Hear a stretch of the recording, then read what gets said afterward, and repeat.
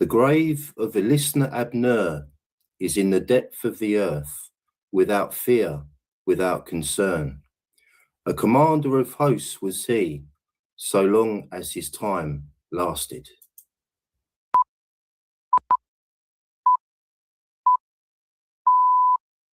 First on BBC One.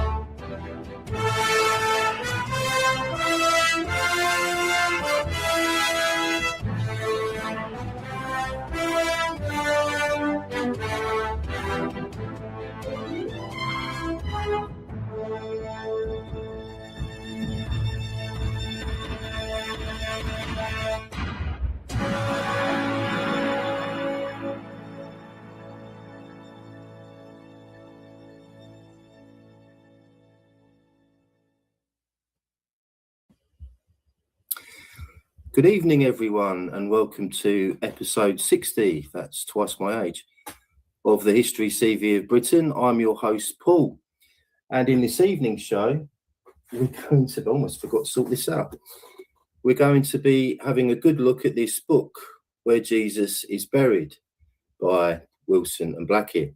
Oh, I haven't reversed the image, have I? Oh, well, never mind. Okay, so I rescanned this book this week, doing my research as you do, and it became apparent very early on in my research this week that there was no way I was going to be able to cover all of this book in one show. It's impossible. It can't be done. There's about 50,000 rabbit holes in this book. It's insane. So there's going to be at least two shows on this, not next week. There'll be another show on this as well. But as I say, it's just impossible trying to cover all of the information that Wilson and Blackett have put into this book, obviously compiled by Ross Broadstock. There is just so many rabbit holes, so much to look into. And I could not do this justice, this book, in one show. It's impossible. So we're going to look at two or three things tonight in this book, and we'll see what happens. Now, artificial intelligence gate this week. Blimey.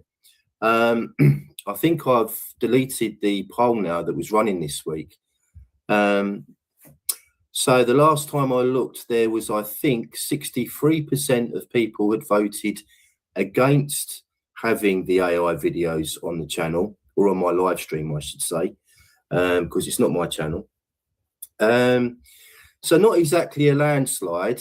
And I've also noticed just before going live, actually, that the creator of the AI videos, Philip, has left a comment, a very interesting comment, I think on the poll itself, somewhere anyway.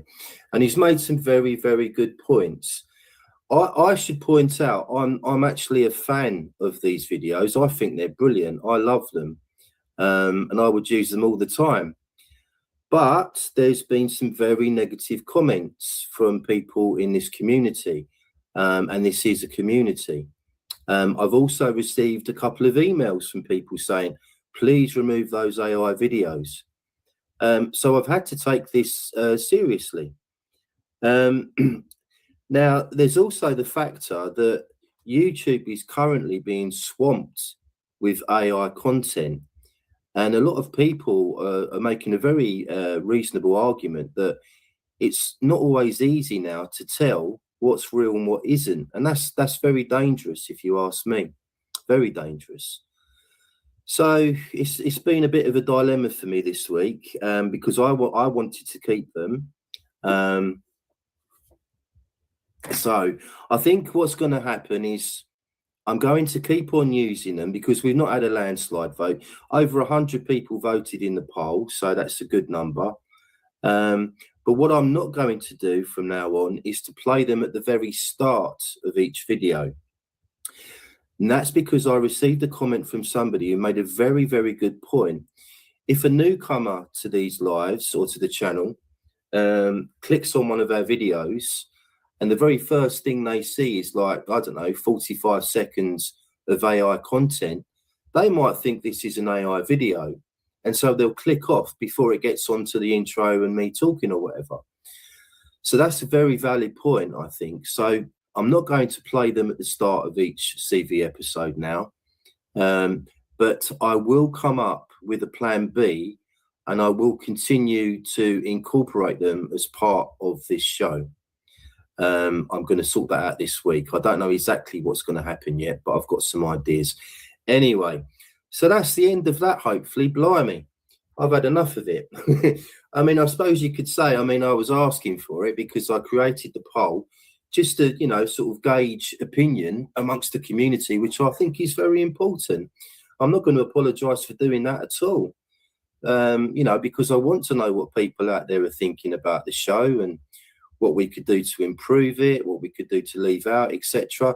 It's all extremely valid, very, very important as far as I'm concerned. So they won't be played anymore at the start of the show, but they will still be used and incorporated as part of the show from now on.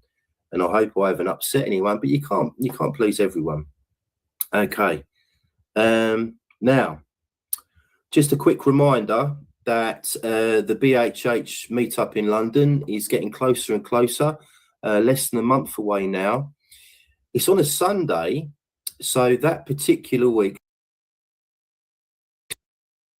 after Easter Sunday. So on that particular Sunday, I'll go around to do a CV. So I've got things flashing up on my screen that are putting me off. Connected default. I hope everyone can still hear and see me. I hope so. I'll come to your comments in a minute. Hopefully you're all still watching this and can hear and see me clearly. Where was I? So yeah, the BHH meetup. So it's taking place at, we're meeting up at the entrance to the Greenwich Observatory at 1 o'clock on the 12th of April, which is a Sunday, as I've just said. Now be aware that it's a 3-hour walk through London, so you're going to have to be reasonably fit to do it. I've had a few confirmations so far, which is great. So I think we've got about 12 people coming so far, but I'd like to make it bigger than that if possible. So, you know, if you're in the south of England and you've got nothing to do on the 12th of April, it should be a really good occasion. It's going to take in the walk all of Nicholas Hawksmoor's. Sorry, I've just lost you. That's interesting.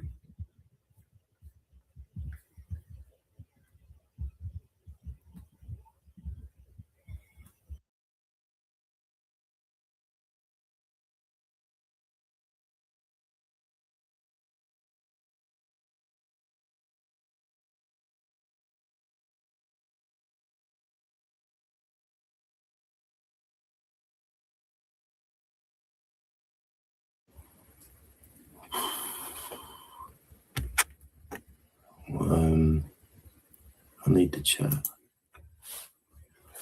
Okay. Can anyone hear or see me? Please say yes. Can anyone hear or see me?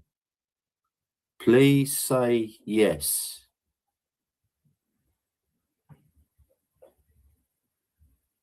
Hello? Is anyone out there?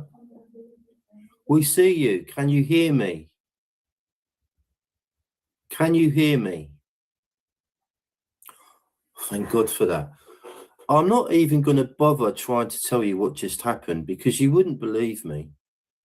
You would not believe me. There is no explanation for that whatsoever. It's the strangest thing. My camera, thank you everyone, my camera just switched off. And then it wouldn't come back on. We can hear and see you. Proceed. Yeah, get on with it, says John. Quite right too. I just absolutely, that was so weird. I'm on an old laptop now, and the sound and picture quality might not be very good, and I apologize for that, but just very strange. What that cannot be explained with technology, what just happened. So anyway, I'll carry on. And where was I? That's the question. Cannot remember. Okay, I was talking about the BHH meetup. So I think I'll draw that on with the show. I think so, Marchell. I think you're right, because there's no explanation for that at all. I was on a brand new laptop, a very good one as well, with excellent streaming facilities, and that was weird. That's all I can say. Right, anyway, so keeping it together. Let's continue. Right, so last thing on that was Rob Shaw will be taking us on that walk, and he will be my guest next week when hopefully my computer software will behave itself. The video is mirror flipped. Now I'm being told by Nimble Horse. Okay, I'll just have to proceed, and we'll just have to get on with it. I had tabs open with lots of information to share with you that I've now lost, so I'm going to have to try and get some of that back at least. Unbelievable. I've never seen a computer do that before. Right, okay. Anyway, so getting back, hopefully, to where Jesus is buried. And the first section I want to look at on this is the Essenes. So the Essenes is chapter 1, quite a large chapter in this book, and it's very pertinent to this story. So just in case anyone doesn't know, the Essenes were a Judaic sect in and around the Holy Land at the time of Jesus, as you will see anyway. So I'm just going to put something on screen. Hopefully that will work. Let's see. Hey, yes, okay, good. So and Blackett and also Josephus Flavius put together a very good argument for Jesus being a member of the Essene sect. So, and they are as follows. They all wore white garments, which is very, very true. They did. Jesus, of course, famously wore a white garment, as did all the Essenes. They laid down the laws for Christianity. Well, the Essene laws are very, very similar to what Jesus preached and talked about. So we can tick that one off as well, as far as I'm concerned. The Essenes had a complete indifference to wealth and worldly riches. This is also very, very true. And this is also very true of the early Christians. The Essenes believed in an immortal soul, and they believed in heaven and hell, as obviously did Jesus. Interestingly, I learned something about the Sadducees. I think it was the Sadducees, who were like the gentry class, if you like, the Jewish aristocrats, and they were atheists. They didn't believe in the immortal soul, which really surprised me. So there you go. Anyway, so the Essenes believed in the immortal soul and heaven and hell. Now, they also believed in the concept of martyrdom and not submitting to torture. So again, that really is a reflection of the passion of Christ. And perhaps most startlingly, the Essene period of training was 3 years. And that was the same period of time as Jesus's mission, of course. So now I think you'll agree. Is that going to leave my screen? Yes, it is. Good. Okay, I think you'll agree that those are very good arguments. But, and there is a but, and there should be a but, because we should be able to ask questions. We shouldn't just be like, nodding dogs. There's some very good arguments there, but my one argument against that idea would be, and I think it's a very valid one, that Jesus was almost certainly a king. He was from a very wealthy family, And so would a king give up all his, worldly riches to join what was essentially a communistic sect, if you like, Well, there was something, I'm going to have to set this up now because I've lost it due to that bizarre thing that just happened. Oops. So bear with me a second. I'm just going to queue something up. And I won't be too fussy about that. Right, so that's queuing up now. So I'll quit. Camera's still working, and I will attempt to share screen and show you something that I think is very pertinent to all this. Bear with me a moment, and let's try and get this working for you. Right, hopefully now I'll just double check. It should be appearing on my screen any moment. With a bit of luck. Let's have a look.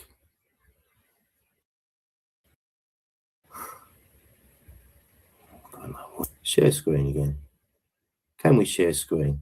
Well, that's better than nothing. Okay, well, I'll accept that. I'm actually on an old laptop, and I'm not sure that it can take on all of Restream's new additions and upgrades, etc. But we'll try and get through this anyway. So I'm showing you a page from Wiki, and it's called Monobaz II, or Monobazus II. Now, I've shown this on screen before, but that was on my old channel, Esoteric Explorer, when I was doing the CV on there. So many of you BHH viewers might not have come across this before.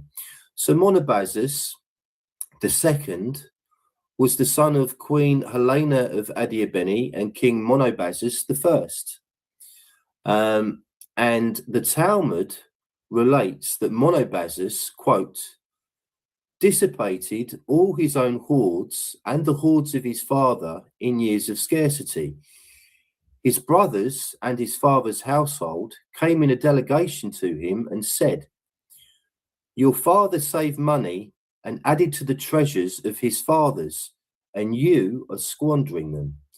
He replied, my father's stored up below, and I am storing up above. My father's stored in a place which can be tampered with, but I have stored in a place which cannot be tampered with. My father's gathered treasures of money, and I have gathered treasures of souls. So, now isn't that interesting? Monobazus translates as the only king, by the way, and he's described by Josephus Flavius. I'm just trying to stop sharing screen there as I'm talking. I think that should work at any moment, hopefully. Where was I? Monobazus, the only king, and he's described by Josephus Flavius as being one of the two major Jewish revolt of AD 70. So the timeline is slightly out, but I think that's very interesting. Because some people think that Monobazus was Jesus, or Monobazus II.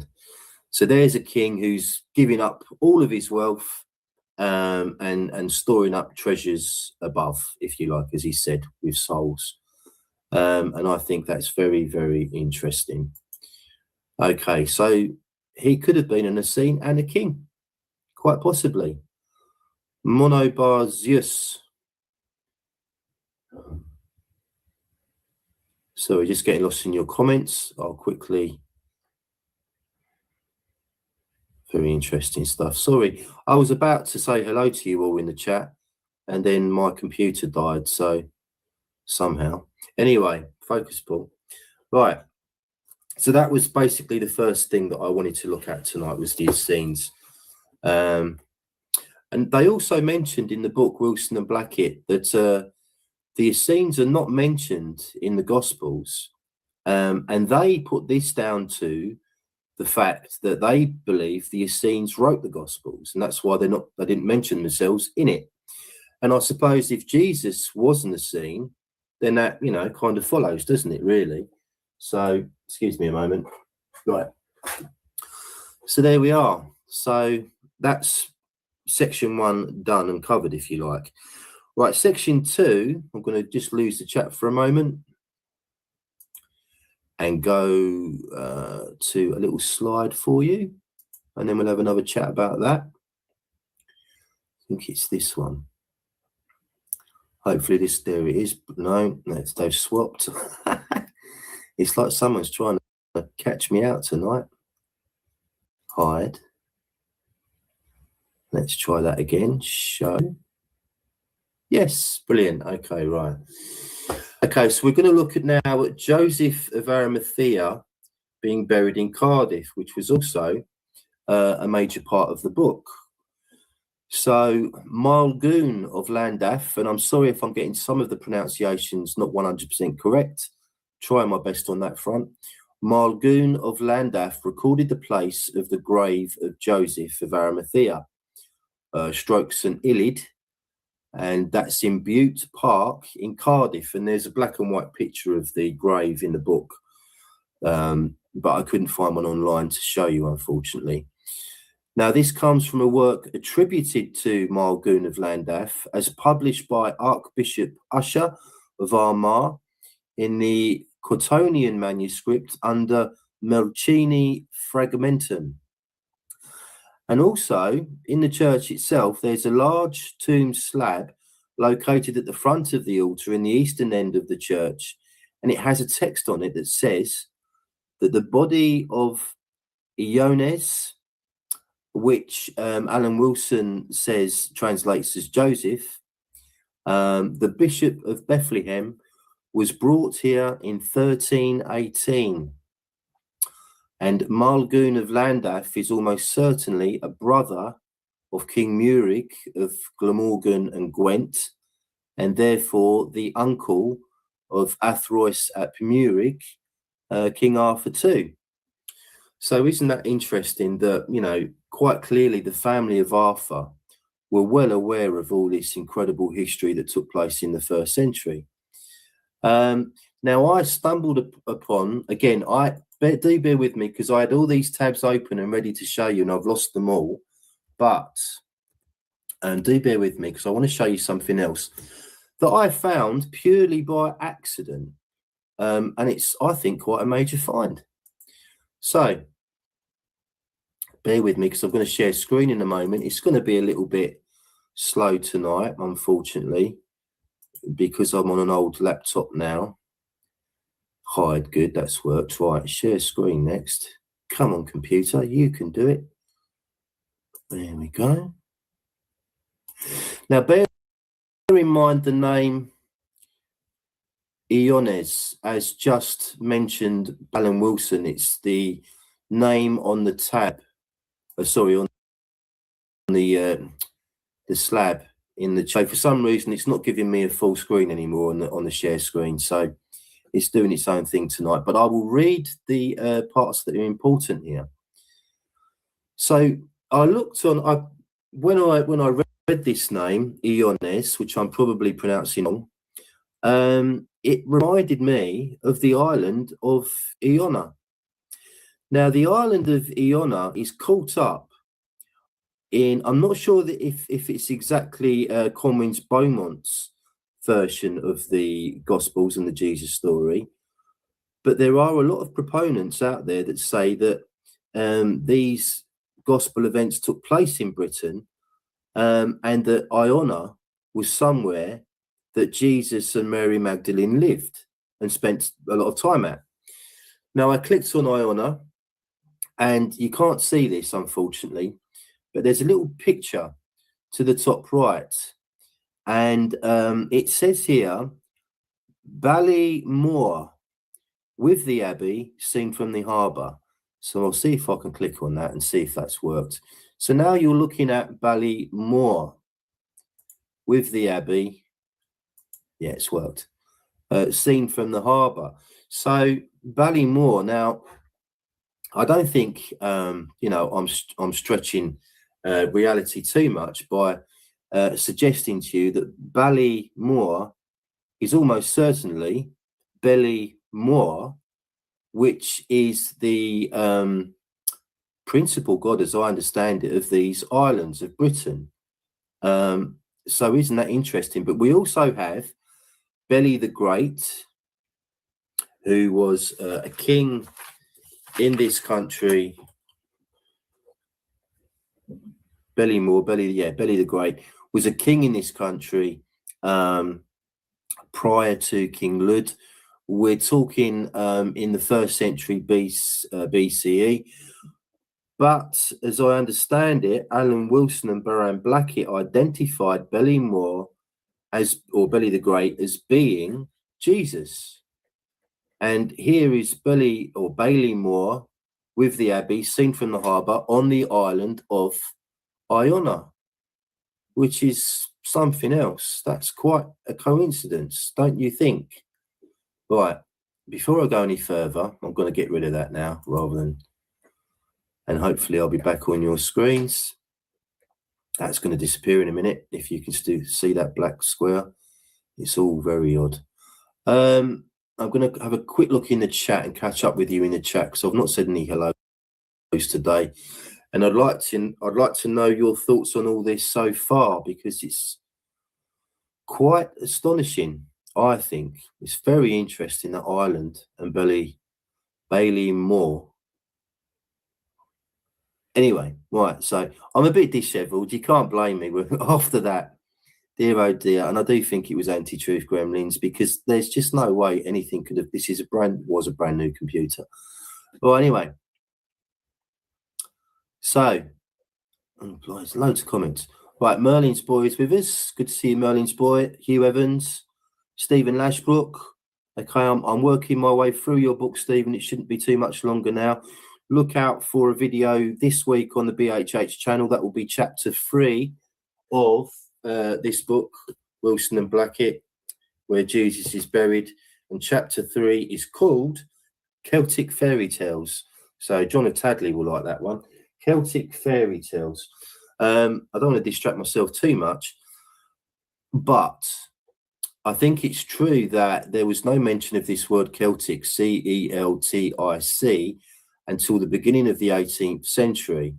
But I came across in the Holinshed's Chronicles,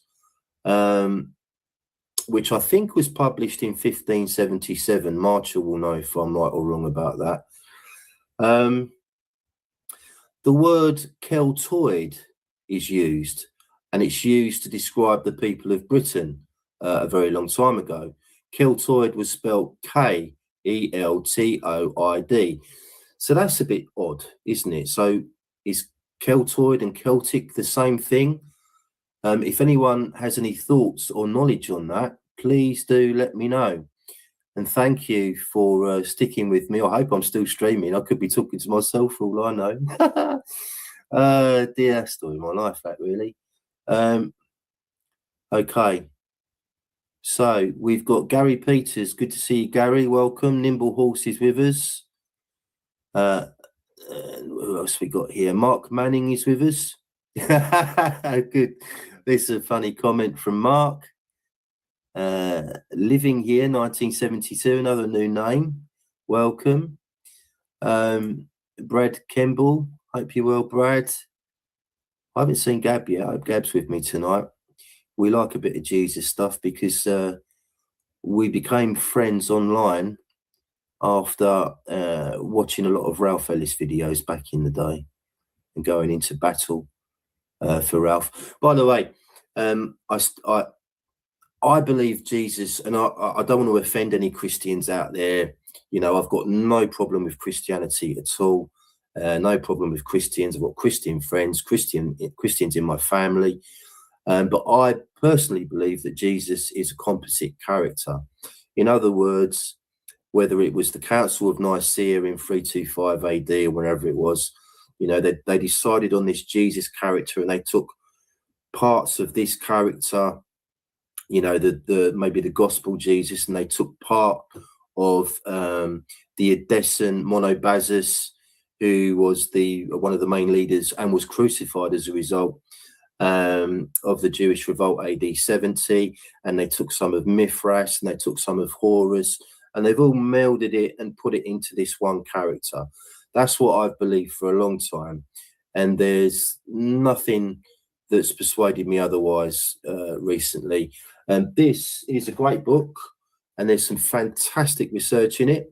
Oh, look, it's the right way around now.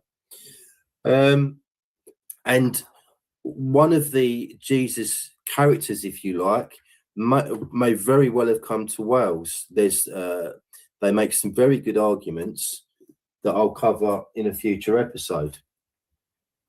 So there we are. Anyway, so yeah, we were talking about this church in Cardiff, Llandaff Cathedral.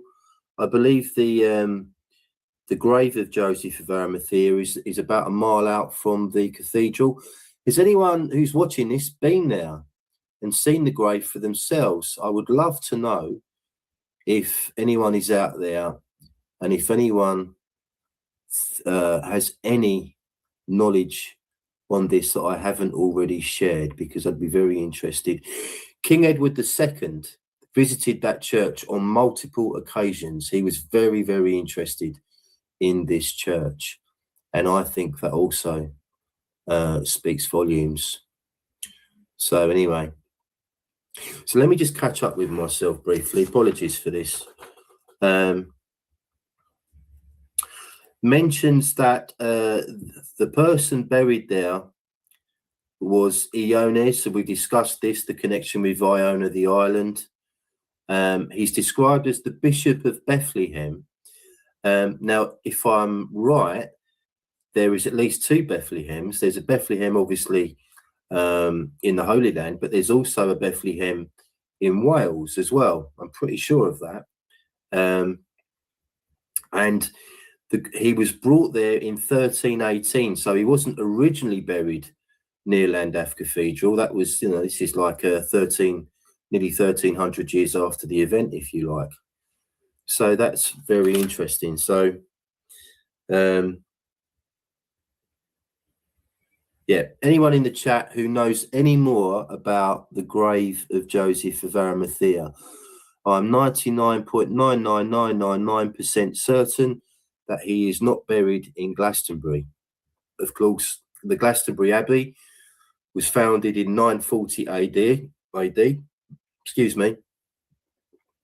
A very, very long time after Josephus was in this country, so there is no real connection. They may have gone to Glastonbury they may have visited there. That's very plausible, but I really don't think Glastonbury is connected to the Holy Family coming to this country at all. I did for a long time, but not anymore. Okay, right. You're very brave men in this group, and ladies possibly, by suggesting that not suggesting, but saying that you like Ralph Ellis's theory. It's not very popular amongst some of the BHH supporters, and I can completely understand why, because it does differ. Although I say it differs, I might get onto why. There are some very interesting similarities in the research of Wilson and Blackett and Ralph Ellis in this Jesus research. Let's come on to that next. How are we doing for time? I've normally got, there it is up there, sorry, 64. We've got 64 watching, and we're 40 minutes in, so we're not doing too badly.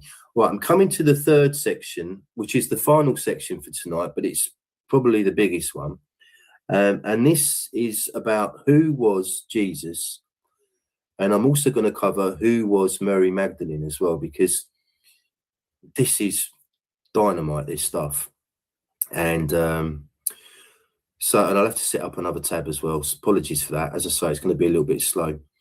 So if we look at who was Mary Magdalene first, well, Wilson and Blackett are Mary Magdalene as being the daughter of King Juba, I think that's how you pronounce it, the second, who was a king of Numidia. Let me just key that up for you. Get in there.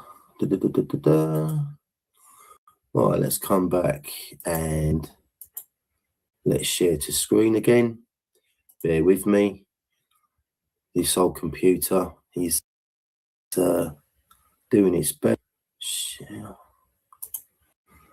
Okay, so any second now, you should see that on your screen. I hope it's not going to be a little box again, but that's a new thing as well. There it's coming. See how slow this is. Apologise for this, everyone. All I can do is promise you that I will try my utmost to try and fix all these problems by next week. Anyway, right. So as mentioned, Juba II was a king of Mauritania, client king of Numidia. And let's just have a quick look here at marriages and children. So his first marriage was to the Greek Ptolemaic princess Cleopatra Selene II. And their children were Ptolemy of Mauritania, a son born in around 10 BC to 5 BC. And it says here that they had a daughter, mentioned in inscription as child of Juba. So we don't have a name. However, she is sometimes identified as Drusilla of Mauritania. But they also stipulate here that that is more likely that she was a niece, not a daughter. So there's an inscription that Juba clearly had a daughter, but no name is given. Well, that's quite odd. Not, extremely unusual, but slightly odd. Now, here we have a second marriage of Juba II to Glaphyra. Hopefully I'm pronouncing that correctly. Who was a princess of Cappadocia, widow of Alexander, son of Herod the Great. Now, Alexander was executed in 7 BC by his own father for a conspiracy against his father. And if you've ever read Josephus of Flavius, that kind of stuff was going on everywhere, all over the place. It's quite incredible. These warring families and some of the things they got up to is really off the charts. Anyway, Glaphyra married Juba II in 6 AD or 7 AD. They weren't married for very long because she then fell in love with Herod Archaeolus, or I think that's how you say it, another son of Herod the Great, and Glaphyra and Juba divorced in 7 AD, so very shortly after getting married. However, they did have a child, and let me see if I can find this. First marriage is the second marriage we want with Juba. It says here somewhere that she had a child with Juba, and an unnamed daughter. There it is. So another unnamed daughter. We don't know who she was. We just know that they both had a daughter. So there we go. So it could be that she was a daughter of Juba and the first wife.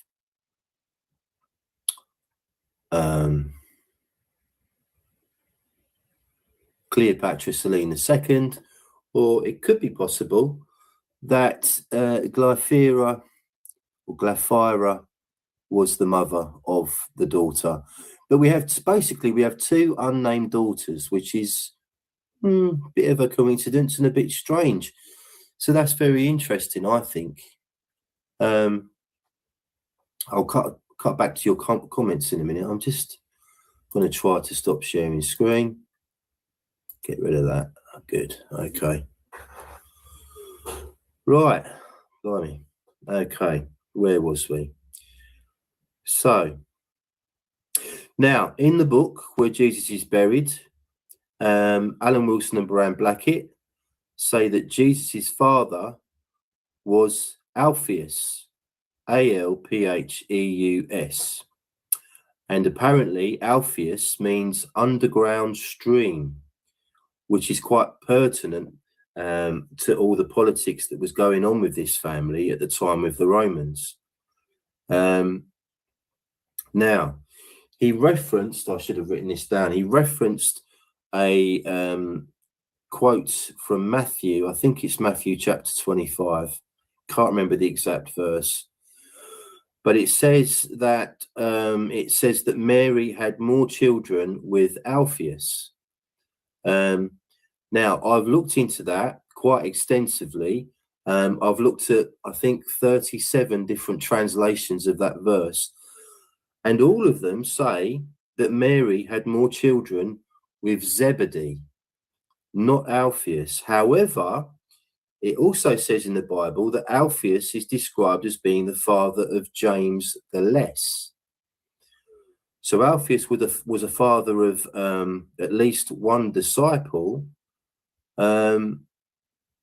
Was James a brother of Jesus? Quite possibly. So who knows? But in the actual verse, and I've looked at lots of different translations that Alan Wilson is referring to, and it says Zebedee, not Alphaeus. So that one requires a bit more research, probably. Okay. Now, there was also the Jewish tradition, Alan Wilson mentions in this book, that Jesus' father was a Roman soldier surnamed Pantera.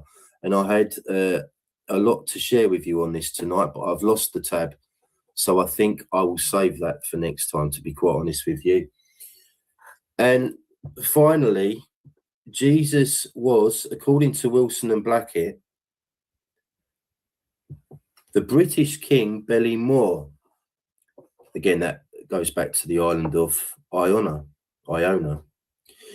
In Luke 3:23, we are told that the grandfather of Jesus was named as Heli, and many writers have seen this as Belly.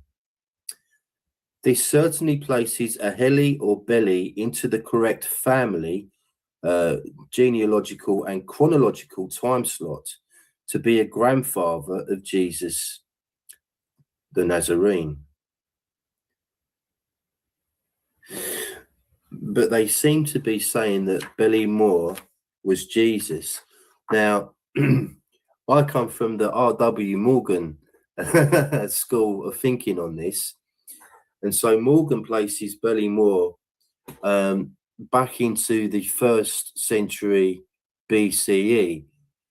So as far as I understand it, the timeline doesn't quite fit with that. I've heard Edmund Marriage say that Jesus was Cymbeline, and Cymbeline, I believe, was the grandson of Ballymore from memory. May even have been the great-grandson.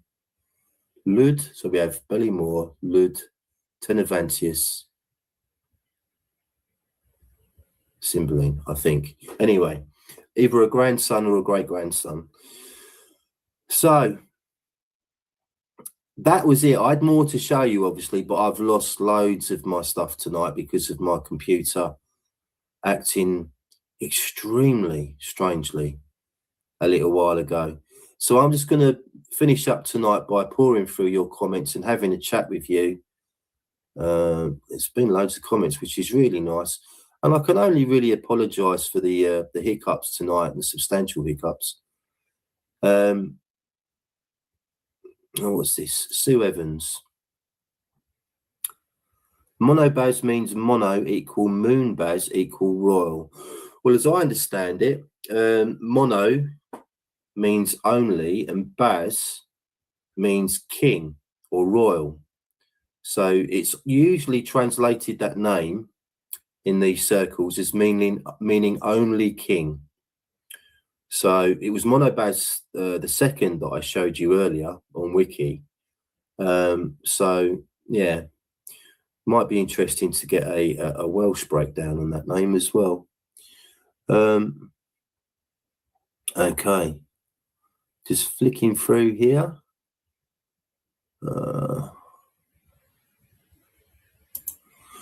Looks like we've had a question possibly from somebody called Freeman5289. How do we know the Essenes were Jewish? Did they identify as such or descend from the tribe of Judah? They're always described as being a Jewish sect, if you like. I'm not sure I can answer the second question there, but I imagine probably somebody's had a stab at doing that. Let's have a look. Oh, that's interesting. John the Baptist apparently was in the scene as well. Well, it does seem that they, meaning the Essenes, came from Egypt, but they were definitely philosophically very different from the Jews. They were certainly different from the Sadducees and to a lesser extent the Pharisees. They were almost like a kind of a prototype communist party in a way,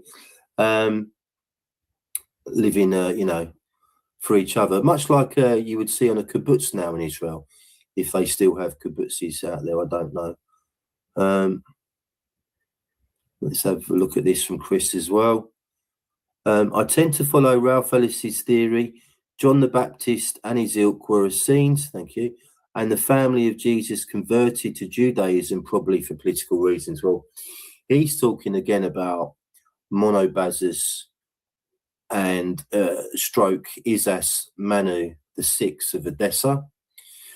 And the connections between this country and Anatolia, quite incredible, because you've got, of course, Albines migration to this country, which is why Surrey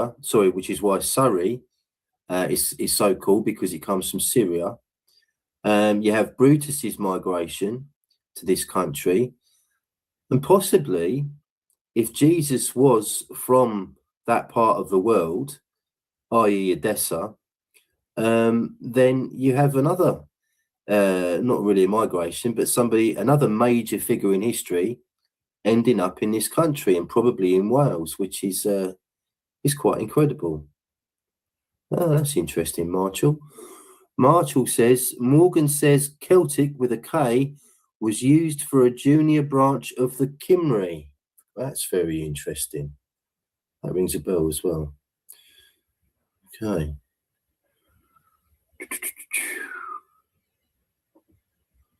Scrolling through your comments. Who was that? There was a tribe of people also based in that part of the world that were referred to as Celts. The name begins with an L and I've forgotten it. It's really annoying me. There was a tribe somewhere in the area of Anatolia, beginning with an L, it'll come to me in a minute, that was sometimes described as being Celts. A friend of mine tipped me off about that. Yeah.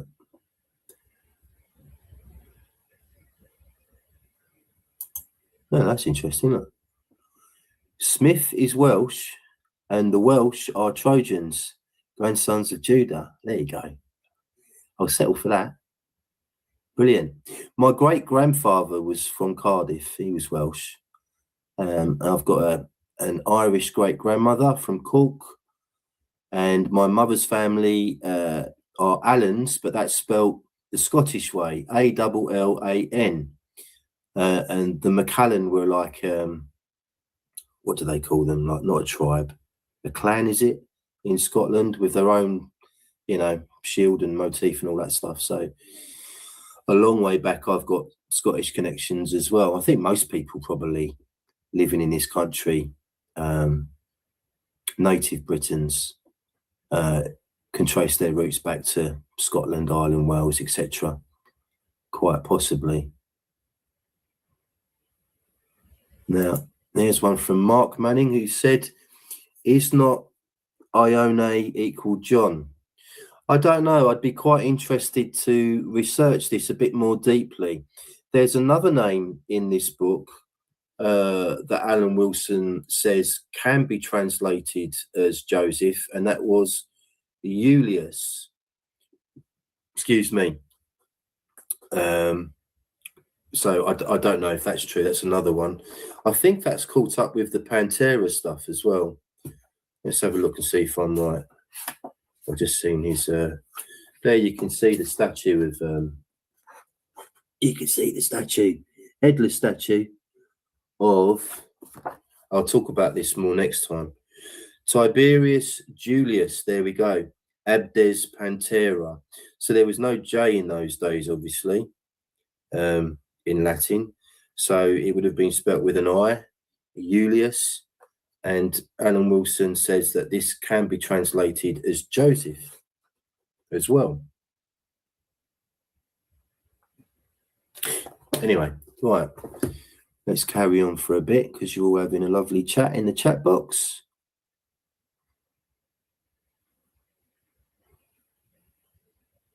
That's interesting. This is from Marchell. Marchell says, I've been to Priddy where they say something is certain as sure as our Lord was at Priddy. Wow. That sort of local testimony can be vital evidence. I think so. It should be part of the conversation, definitely. All these old traditions. What's that one about Joseph of Arimathea in Cornwall, in Loo? That's very that's still said to this day. If you don't shave or get your hair cut, you'll look like Joseph. You'll end up looking like Joseph or Josephus. Joseph of Arimathea. So, I mean, where do these things come from? Nobody can trace that tradition back. You know, I'm not saying that I believe Jesus came here as a boy. I'm open to the idea, but I don't, you know, there's really virtually nothing on that in terms of history or archaeology or anything like that. Other than there are these crosses apparently in Wales. Let me know if I'm right in the chat box, of what appears to be like a boy crucified. So the idea is that, you know, if these crucifixes with boys on in Wales, that's depicting boy Jesus, if you like, the boy that came to this country with his uncle Joseph. Another interesting thing that they don't unfortunately elaborate on is the fact that they do not believe, Wilson and Blackett do not believe that Joseph of Arimathea was a tin trader. They don't believe that. But I'm pretty sure, because I've read that in a couple of places now, one in this book, and there's a document on the National CV of Britain where they state that as well. But they don't elaborate, which is really annoying because they don't give any reason, as far as I remember. Perhaps if you're with us, Monica, you might know the answer to this one. Why they think he wasn't a tin trader. He was clearly a wealthy man because he was in the Sanhedrin. So you had to be very wealthy, a landowner, to be part of that particular club. It's an interesting question. I couldn't possibly answer. Wasn't Pythagoras an Essene? Wow, that's the first I've heard of it. Not saying you're wrong, Chris, but I've not come across that idea before.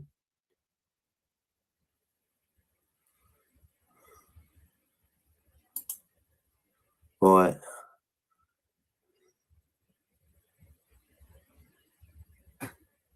Okay, so Marshall is saying to Adam here, and there's a British king, Heli. Interesting spelling of that name, Marshall, H-E-L-Y, not I, at roughly the right time for Mary's father. Okay, it is quite extraordinary that Heli is mentioned. I think he's in the gospel, isn't he, when they show Jesus and his descendants all the way up to David and beyond. And Heli is mentioned as either the father or the grandfather, I think. It is an interesting name, definitely, when you consider Belly the Great of this country. Luvians, well done, Meg. Aren't you clever? She's clever. Luvians, that's right. They were described as being Celts. A friend of mine, Larissa, told me that she had a really good book on all the tribes of the world, basically. And Luvians, and I can't remember exactly, but if it wasn't Anatolia, it was somewhere very close. And they were described as being Celts by some. Yeah, so that's also very, very interesting.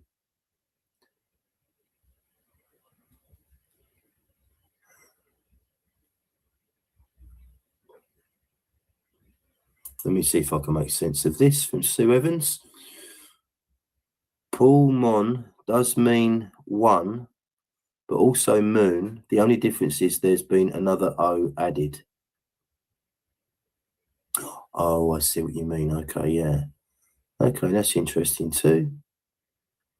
The moon is a very important thing when it comes to the spiritual practices, I think, of the early Britons. Moon worship was a very big thing. So, I mean, I've obviously, people that watch this show regularly will know that I spoke to Michael Tazarian recently, and we were talking about authors like Conwins Beaumont and Conor McDarry, Anna Wilkes, people like that, outliers of history, if you like. My own personal take, I've read The Great Deception by Beaumont. I haven't read any of his other books because they are priced astronomically online, out of my budget, unfortunately, so I can't read the others. We're talking literally hundreds of pounds. I struggled with The Great Deception. I did get to the end of it, but I was thinking, where is he getting all this stuff from? And it is important to employ your intuition when studying this history as well. I think so, definitely. There's got to be a bit of left and right hand brain going on when you're trying to work all this stuff out. But I did struggle with Beaumont, I've got to be honest with you. I would like to read, what's it called? The Riddle? The Riddle of Prehistory Britain, something like that. That's supposed to be very good. But Beaumont says that Jerusalem is Edinburgh, and there are some coincidences, I suppose you could call them, with Edinburgh and Jerusalem, how they're set out, how they're described, etc. But it's that's interesting. But it's a big thing for me to go with that. I follow a guy on Facebook called Stephen Beattie who talks about this stuff all the time, and I read it and I find it interesting. But if you believe that all the Bible events took place in Britain, then you have to then come to the conclusion that Josephus Flavius was just making it all up. And again, I find that, I'm pretty incredulous to that idea, shall we say. There's the tunic crosses in Cornwall. That's the thing I was trying to say, yeah. The tunic crosses in Cornwall, not Wales. Apologies. He's a boy, but not crucified. Brilliant. Okay, thank you for those corrections, Marshall. Yes, thank you. So, but again, well, I mean, if the tunic crosses are in Cornwall, then that would, I guess, give extra credence to the idea that Jesus came here as a boy with his uncle, Josephus. Yeah, very interesting. I love all these old traditions. I mean, where do they come from? What was it Disraeli said about traditions? A tradition can neither be created nor destroyed. I love that. Benjamin Disraeli. Okay. We're over the hour now. I think I'm going to stop because it's been a bit of a ride this evening. Not one I want to ever repeat. No idea. It just goes to show you spend a lot of money on a new laptop after consulting with ChatGPT as to what is the best computer or laptop to stream on. They give you the answer, and that happens. It's quite incredible. So I won't go over all that again, but that was extremely odd. And I'm trying not to be a conspiracy theorist about that, but it's extremely hard not to at the end of the day. Anyway, if you've somehow managed to enjoy this video, please do give it a like. Please do hype the video to send us up the algorithm. If you're new around here, do subscribe to the Britain's Hidden History YouTube channel. Got lots of plans for more videos. Look out for a video this week that I'm uploading on behalf of Paul Challenger. That's going to be something really good to look forward to. I'm going to be uploading chapter 3 at some point this week, if all goes to plan, of where Jesus is buried. That chapter is called Celtic Fairy Tales. Again, in this book, there's a lot of different topics covered. We don't really get onto where Jesus is buried in Wales, not really until the final chapter 13. So I'm going to be talking about this a lot more on the channel. And I'm going to be doing lots of research into their findings as well. I'll leave that there. I'm not going to say any more on that. I will say one thing about this. It's brilliant. Alan Wilson was an incredible historian with an incredible amount of knowledge.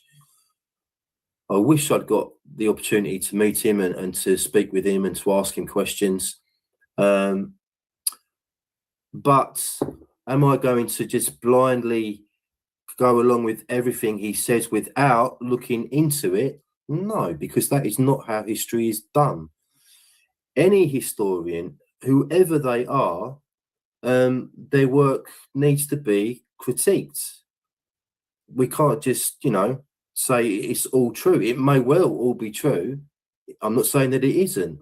I'm just saying that I want to take a deep dive into this stuff and to see if it's all true. I hope it is.